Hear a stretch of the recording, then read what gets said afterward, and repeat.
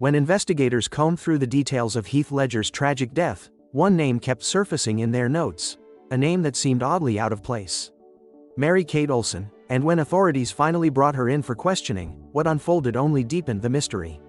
If any modern actor deserves comparison to the legendary James Dean, it's Heath Ledger. Like Dean, he brought an intense, brooding presence to every role. Like Dean, he harbored dark secrets beneath his charming exterior. And like Dean, his flame burned so brilliantly that it consumed itself far too soon. At just 16 years old, Ledger walked across the stage to collect his diploma in Perth, then climbed into his car and drove across the entire Australian continent. Destination, Sydney. Mission, to become an actor. For years, he scraped by with small television roles, waiting for his moment. When that moment arrived, it arrived with force. In 1999, at barely 20 years old, Heath exploded onto American screens in 10 Things I Hate About You, a witty reimagining of Shakespeare's The Taming of the Shrew. Overnight, he became Hollywood's newest heartthrob. But fame terrified him. He was so desperate to avoid being typecast as just another pretty face that he spent the next year turning down every similar role that came his way. Then came the part that would define him forever. In 2005, director Ang Lee offered him something extraordinary, the chance to star opposite Jake Gyllenhaal in Brokeback Mountain, a sweeping Western romance that would shatter conventions. Ledger's performance earned him a cascade of award nominations and critical acclaim. But the real story was unfolding behind the cameras. While portraying a tortured romance with Gyllenhaal's character on screen, Heath was falling genuinely, deeply in love with Michelle Williams, who played his wife in the film. Within a year, they were expecting a child together. It should have been a time of joy and settling down. But Heath Ledger was incapable of settling. As his star ascended, disturbing patterns emerged. He'd always been restless, never wanting to play the same type of character twice, never quite satisfied with his own performances. Multiple sources reported that Ledger had developed a serious drug habit and frequently spent his nights partying across town. His relationship with the paparazzi grew particularly toxic. In Australia, he felt hunted. After initially planning to raise his family in Sydney, he abandoned those plans entirely, feeling that the press stalked his every move. In 2004, although Ledger denied it, reporters claimed he spat at journalists on the set of his film Candy. In retaliation, photographers ambushed him and Michelle Williams with water guns on the red carpet at the Sydney premiere of Brokeback Mountain. This was fame's ugly underbelly. Then came 2006, and a fateful meeting with Christopher Nolan. The acclaimed director had a proposition. He wanted Ledger, and only Ledger, to play the Joker in his upcoming Batman sequel, The Dark Knight. Despite popular belief that this role destroyed him, Heath actually loved playing the Joker. He called it his favorite role to date, but that doesn't mean the experience was healthy for him. During filming, a journalist from the New York Times visited for an interview. What they discovered was deeply troubling. Heath confessed that, as always happened during intense work periods, he couldn't sleep. In the previous week, he'd managed only about 2 hours per night total. His lifelong insomnia had made him far too comfortable with sleeping pills. And now, he admitted, those pills had stopped working entirely. Meanwhile, he channeled all this manic energy into creating a terrifying Joker. For an entire month, he locked himself in a hotel room. He devoured Batman comic books. He meticulously crafted every detail. The voice, a disturbing mix of high and low pitches inspired by ventriloquists, the movements, erratic and unpredictable.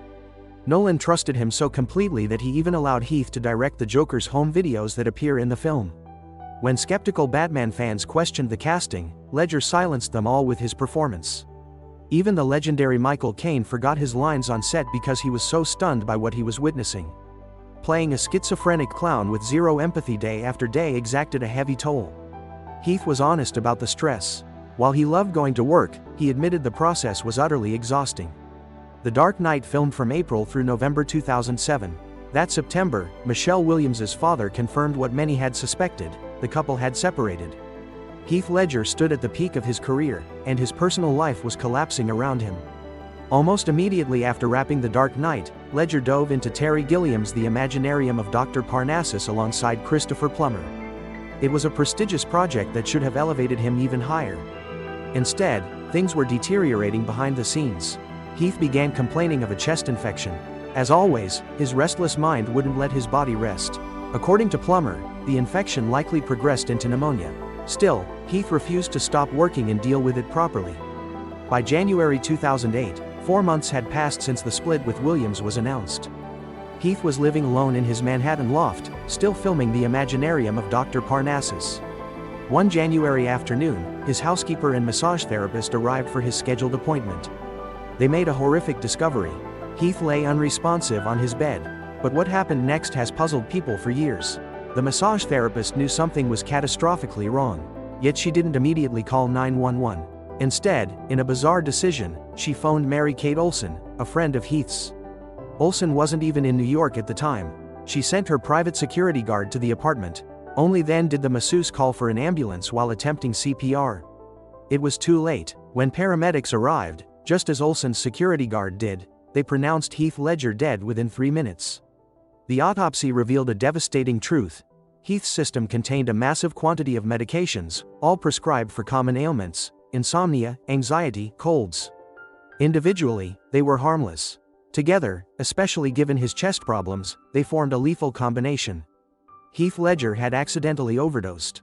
He was 28 years old. Michelle Williams was shattered, and there was another cruel twist. Heath's will had been written before their daughter Matilda was born. It made no provision for her. In the chaotic months that followed, various relatives reportedly tried to claim Heath's $16 million estate until his father put an end to it. Kim Ledger insisted that everything would go to Matilda. Thousands of fans left flowers outside Heath's New York apartment. His family buried him in Perth in an extremely private ceremony. A year later, the Academy nominated him posthumously for Best Supporting Actor. When the Oscars arrived, Heath Ledger won, only the second person ever to receive an acting Oscar after death. But questions remained. Why did the masseuse call Mary Kate Olsen before emergency services? Authorities developed a theory. Perhaps Olsen had supplied the substances that killed him. But Olsen remained silent. She refused to speak with investigators unless granted immunity. Her representative released a statement denying any knowledge about the origin of the drugs or involvement in his death. Investigators turned elsewhere. How could any doctor prescribe such a dangerous combination? The DEA investigated 2 of Heath's physicians. Yet they found nothing. Those doctors hadn't prescribed the medications that killed him. They were quickly exonerated. To this day, no one knows how Heath Ledger obtained that fatal cocktail. And one more mystery lingers. Why did his relationship with Michelle Williams end precisely when he took on the Joker role? Rumors suggest that Heath's frequent partying after their daughter's birth upset Michelle so much that she asked him to leave because of his drug use. There's one final, disturbing detail about Heath's preparation for the Joker. To get into character, he kept a diary written from the Joker's perspective. Within those pages, he found dark humor in genius becoming madness. The journal contained images from Stanley Kubrick's A Clockwork Orange, photographs of clown makeup, and pictures of hyenas. Heath Ledger gave everything to his art. In the end, perhaps he gave too much.